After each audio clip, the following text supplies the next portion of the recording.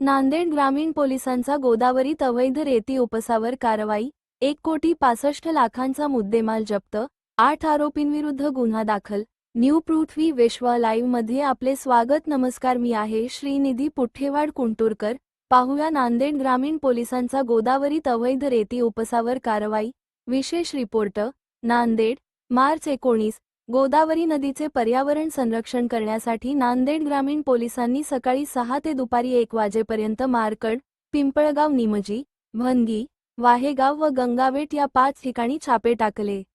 यात 8 इंजिने, 37,74,000 तराफे, 37,00,000 लोखंडी व फायबर बोटी, 50,00,000 ड्रम, पाईप व रेती, 50,00,000 तसेच अशोक लेलँड हायवा 55,00,000 सह एकूण 1,65,46,000 रुपयांचा मुद्देमाल जप्त करण्यात आला। जप्त साहित्यातील काही साहित्य नदीपात्रातच नष्ट करून रेती खाजगी वाहनाने पोलीस स्टेशनवर आणण्यात आली।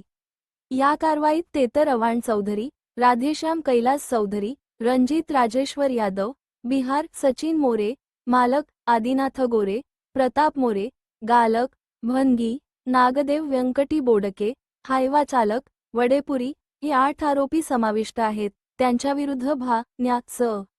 कलम 303, 2, 3, 5, महाराष्ट्र जमीन महसूल अधिनियम कलम 48, 7, 48, 8, पर्यावरण संरक्षण अधिनियम कलम 9, 15 व सार्वजनिक संपत्ती नुकसान प्रतिबंधक अधिनियम कलम 3, 7 अंतर्गत गुन्हा क्र.